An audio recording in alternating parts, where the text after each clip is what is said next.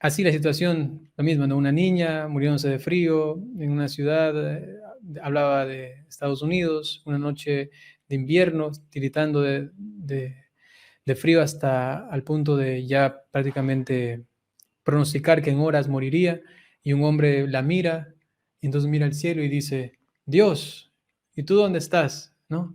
Y Dios le responde, ¿no? Y le dice, para eso te creé a ti, ¿no? Anda, tú, ayuda.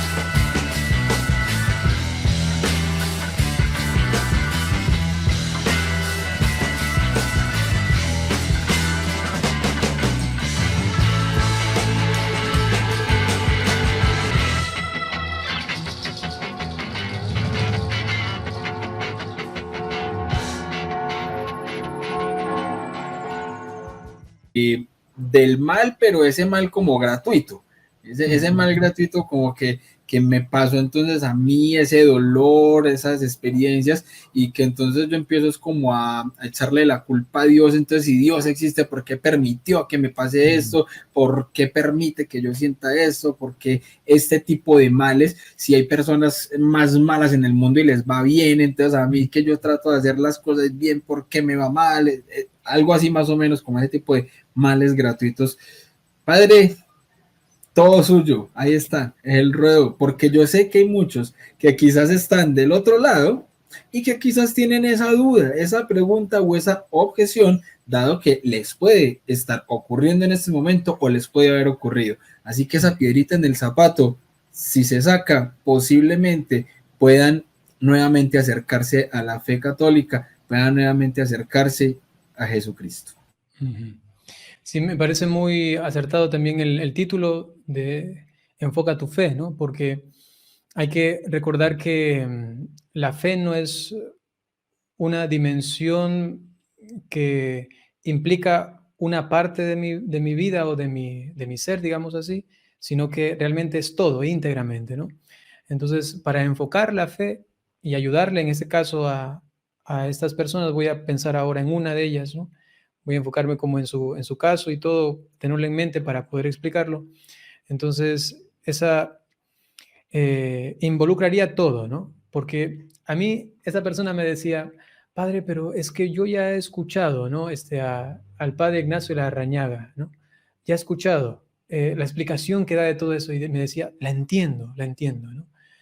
Pero, no, hay algo que no cuadra, no cuaja, que no termina aquí de entender, ¿no? Entonces, yo decía, ¿cómo puedo hacer que esto cale, que eso se entienda, ¿no? Y entonces yo entraba como en la certidumbre, inclusive quizá una inspiración de Dios, decirle, no es suficiente, ¿no? Solamente la explicación, ¿no? No es suficiente solamente la explicación, sino que, por ejemplo, hoy día el Evangelio justamente es de construir sobre la roca, ¿no? Entonces dice el Señor en el Evangelio que construir sobre la roca, y muchas veces nosotros no nos atrevemos a construir porque desconfiamos de esa roca. Digamos, desconfiamos de la fe o desconfiamos de la doctrina, desconfiamos de la razón de la fe, ¿no? Entonces digo, no, sí me parece congruente, lógico, pero no soy capaz de dar el paso, ¿no? Entonces yo decía, ¿cómo hacer en cambio para que pueda dar el paso? Y comencé a decirle, vamos a hacer algo ya, vamos a hacer pequeños actos de confianza. Vamos a comenzar con, por ejemplo, se conoce también en el mundo católico la jaculatoria, ¿no? Y es repetir algo, ¿no? Entonces le decía, ¿por qué no repites, yo que sé, un momento de oración, unas 10 veces, 20 veces, Jesús, en ti confío, ¿no? Jesús, en ti confío, o yo te pertenezco, Jesús, o tú me defiendes, Jesús. así, ¿no? Para acrecentar la confianza, la convicción, para acrecentar también la idea de que Dios está allí presente y que eso luego por la experiencia vaya palpándose como una realidad viva. Entonces iba de a poco, y es un proceso, ¿no? Porque no es como que ya, ahora sí, ya me dio las respuestas, se sanó eso y sigamos la vida. Es una cuestión de que requiere proceso. Entonces va de a poco, Jesús en ti confío, actos de fe y ideas claves, ¿no? En momentos difíciles, ¿no? Por ejemplo, ella misma, esa persona había creado una frase que decía, con esa frase me siento muy protegida por el Señor o siento que más me ayuda que otras, ¿no? Y entonces se creó una frase y la decía.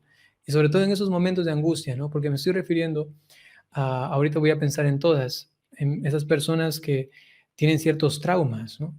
Y hay momentos en los que esos vienen más fuertes, quizá en un momento del día, quizá en lugares específicos, quizá con personas específicas, en situaciones específicas, y vienen temores, sentimientos, y otra vez esto puede volcar a decir, y Dios, ¿por qué no me ayudas? ¿Por qué no estás aquí? ¿No? Si alguien tiene una patología parecida a esta, seguramente se siente muy identificado, ¿no? Entonces, así, allí, en ese momento, aprovecha, respira un poco y comienza a hacer acto de fe y de confianza. Jesús, en ti confío acá, ¿no? Evidentemente, la explicación racional está en, Jesús dijo que iba a estar con nosotros todos los días de nuestra vida. Evidentemente, el mal existe. Hacerle por lo menos entender o comprender lo básico de la distinción entre la maldad, ¿no? Y Dios. Una cosa es que la maldad eh, se produzca, ¿no? Por la rebeldía de una persona frente al bien, ¿no? Entonces, evidentemente eso tiene sus consecuencias. Somos libres de tomar esas decisiones, pero no somos libres de las consecuencias que nacen de esas decisiones mal tomadas, ¿no? Entonces, definitivamente, eso tiene una repercusión y la maldad se da. Entonces, venía con una pregunta, a ver, pero yo no tuve la culpa de nada y por qué a mí me ha pasado esto. Listo, vamos hacia atrás, vamos hacia atrás. Podemos darnos cuenta que hay círculos viciosos de maldad, ¿no? Que van convirtiéndose en sistemas, inclusive dentro de una nación, dentro de una sociedad, dentro de tu propia familia, ¿no? E inclusive la forma más palpable de notar eso es en ti mismo, ¿no? Darte cuenta que hay inclusive sistemas de maldad, cómo van manejando el pecado de una forma, digo, sistemática para que tú vuelvas a caer en esto o aquello, ¿no? Entonces, darles las razones, entender, una cosa es la maldad, unas cosas es mis decisiones que tienen sus consecuencias y esas consecuencias normalmente afectan a la persona que lo hace, pero muchas veces también afecta inclusive al más inocente, ¿no? Al más inocente. Entonces ponerles ejemplos, ¿no? Un papá o una mamá hacen cosas que no deben, la culpa no la tiene el niño, pero por el ejemplo, el mal ejemplo que dan, luego él aprende y todo, tiene que asumir eso, crece, entra en conciencia y dice, tengo el hábito de hacer esto porque aprendí de mis padres, él no tiene la culpa tiene los papás, él ha tenido que sufrir las consecuencias de las malas decisiones de sus papás, y así a nivel de comportamiento y luego a nivel también psicológico, a nivel afectivo, a nivel inclusive fisiológico muchas veces, porque también hay muchos jóvenes que se mortifican porque quizá nací con esta incapacidad o deficiencia a nivel de mi cuerpo, por eso de acá, y entonces darle como un espectro, digamos, amplio al respecto, pero luego viene la cuestión de la fe, porque la fe no es solamente razón, sino que, a ver, y ahora haz este acto de confianza. Entonces, se puede decir que cuando uno confía, después de la confianza, experimenta, y después de la experiencia, robustece el concepto, ¿no? Llega por fin a la certeza, ¿no? Entonces, y cuando se da esto, entonces es cuando la persona ya se vuelve más estable, pero tiene que volver a ese círculo. Digamos que he dicho un círculo vicioso, digamos que es un círculo virtuoso, ¿no? Dar otra vez la vuelta, ¿no? dar otra vez la vuelta, hasta que y se vaya reconfirmando, se vaya haciendo más una certeza más profunda, y eso es como construir sobre la roca, porque he confiado en esa palabra, he construido sobre esa roca, he hecho la experiencia y me he dado cuenta de que no se ha tumbado la casa. Y al no tumbarse, pues entonces sigo construyendo. Y mientras sigo construyendo, sigo ratificando, profundizando, y ahí comienza esa experiencia fuerte, en este caso, para solucionar esta interrogante, esta inquietud tan fuerte al respecto de por qué a mí y por qué estos miedos, por qué estas dificultades, por qué me siento tan mal, por qué, dónde está Dios en esos momentos. Y al experimentar de a poco esto, pues va acrecentando la fe, la experiencia, la certeza, hasta que he tenido gratas experiencias, como he dicho. Ahora pienso en esas personas que me han dicho: Padre, me siento tan acompañado ahora por Dios, sobre todo en esos momentos, ¿no? Y si es que algo una vez me traiciona, como que quiero regresar, enseguida digo: no, no, es que ya he experimentado esto y sé que estoy con Él, ¿no? Y eso me ayuda otra vez a mantenerme, ¿no? Inclusive, si es que alguien aquí, voy a mencionar esto, si es que alguien tiene inclusive una enfermedad de trastorno obsesivo, compulsivo, ¿no? También, por lo menos yo he tenido unos 2 casos al respecto, y que según lo que he mencionado a de rasgos, pues les ha servido para mucho, ¿no? Entonces la fe, ellos pueden decir muchas veces cuando les preguntan que cómo manejan esta patología, ¿no? Han dicho sí, me han dado medicina acá, pero lo más importante ha sido la fe para mantenerme, ¿no? Y no descontrolarme. Uf, profundísimo, padre. Me encantó ese término de el círculo virtuoso. Sí. Cambiar los círculos viciosos por un círculo virtuoso. Me parece muy, muy adecuado porque, claro, obviamente a partir de pequeños actos de confianza se llega a una certeza, porque hay muchas personas creen que precisamente la fe es una fe ciega que no necesita absolutamente nada de la razón. Y la razón obviamente requiere precisamente de un pensamiento que nos lleva a una certeza, pero para poder tener esa certeza se necesita ese acto de confianza. Fe. Entonces, pequeños actos de confianza realmente nos pueden acercar a tener esa fe, esa convicción y esa certeza sobre nuestro Señor, sobre construir sobre esa roca, y que eso se vuelva un círculo virtuoso. Padre, le pegó al blanco, como dicen por ahí, tiro al blanco y le pegó al centro, definitivamente, una belleza. Y obviamente se me vino también a la mente un ejemplo en cuanto a eso de dónde está Dios en ese momento, que pasa algo así. Una vez, recién en mi proceso de conversión, yo algo preguntaba al respecto, porque claro, obviamente son el tipo de cosas que uno desde el ateísmo cuestiona, ¿cierto? Bueno, por ejemplo, yo era uno de los que decía que si Dios existe, Dios es malo. ¿Por qué? Porque entonces si Dios fuera bueno, entonces ¿dónde está Dios en esos momentos malos? ¿Cierto? Entonces yo una vez puse un ejemplo de, bueno, entonces imagínense que hay un niño jugando en una calle, pasa un carro y lo atropella. ¿Dónde estaba Dios? A ver, ¿dónde estaba Dios ahí para salvar ese niño? Y así.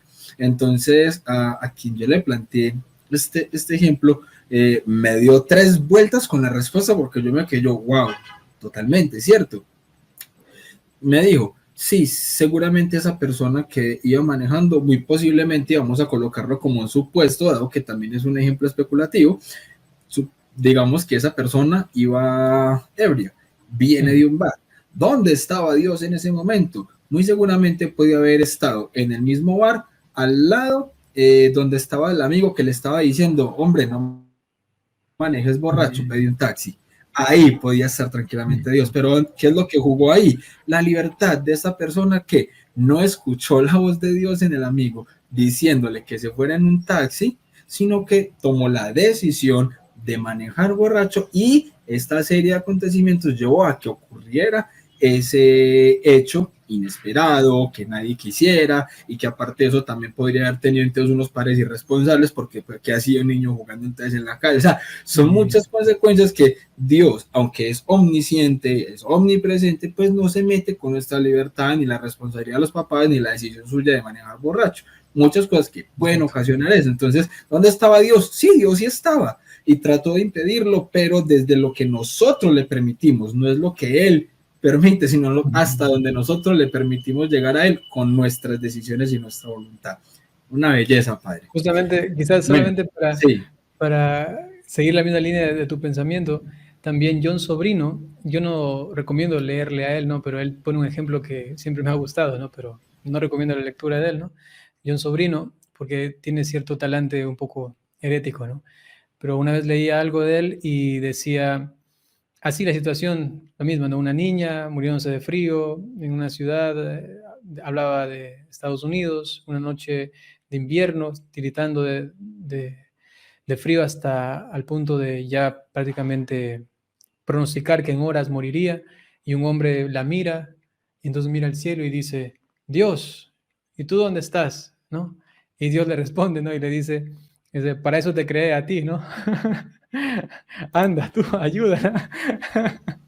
exacto, excelente. Es que Sí, sí. eso es lo que muchas veces uno, cuando está del otro lado y que no comprende de qué se trata el tema de la fe, cuestiona sin saber que uno muchas veces puede tener las respuestas y las soluciones ahí, ante uno mismo, pero uno no se quita la venda. Así es.